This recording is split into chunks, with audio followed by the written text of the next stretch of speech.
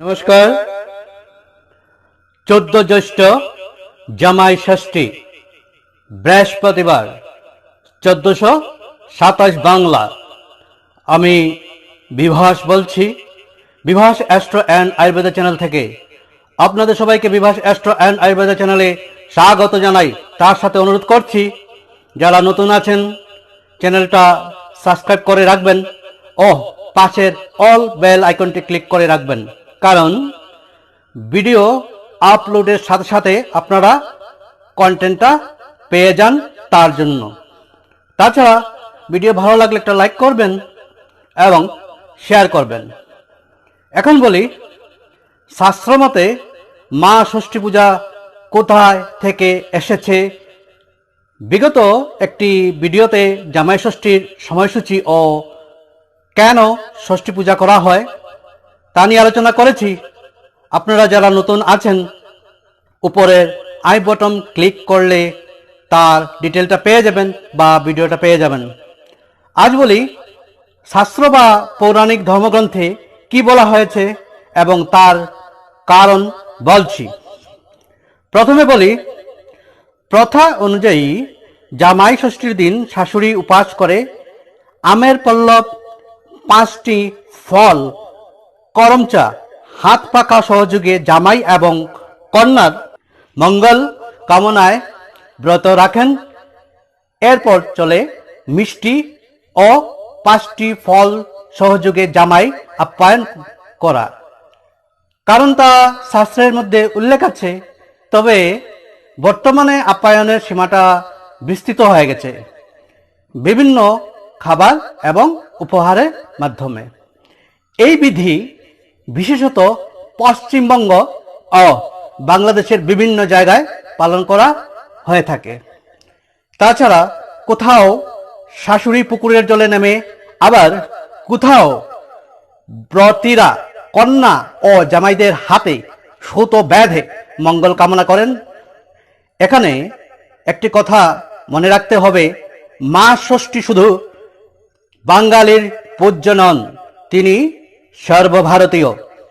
মঙ্গলকাব্যের অপর দুই দেবী শীতলা ও মনসা মার মতোই তিনিও ভারতের নানা অঞ্চলে পূজিত হন। এখন একটি ছোট্ট গল্প বলি, যা লোকমুখে প্রচলিত। এক যৌথ পরিবারের ছোট্ট বউ রোজ খাবার চুরি করে আর একটি কালো বিড়ালের নামে দুষতে।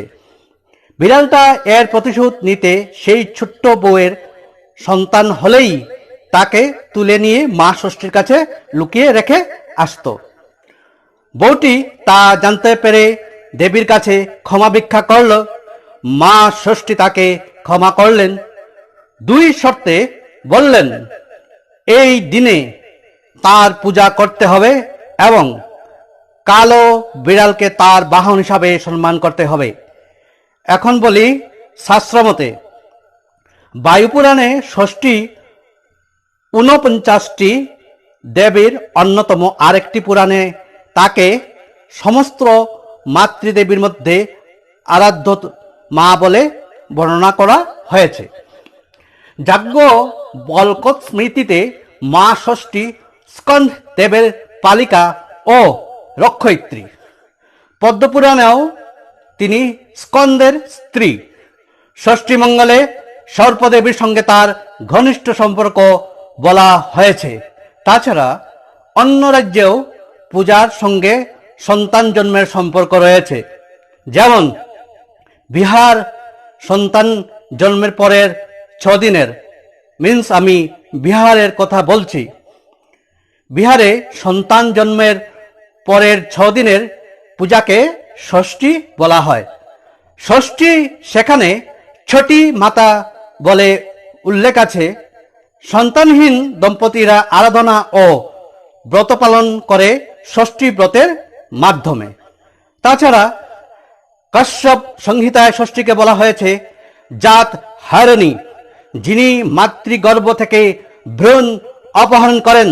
তাই শিশু ভূমিষ্ঠ হওয়ার পরে 6ষ্ঠ দিনে তাকে পুজো করা বিধেয়।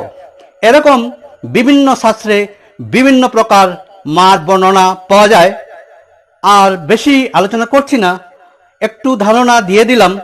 ভিডিওটা শেষ করার আগে 2020-এর জামাই ষষ্ঠীর সময়সূচি আরেকবার এই ভিডিওটিতে দিয়ে দেই, যাতে আপনাদের সুবিধা হয়।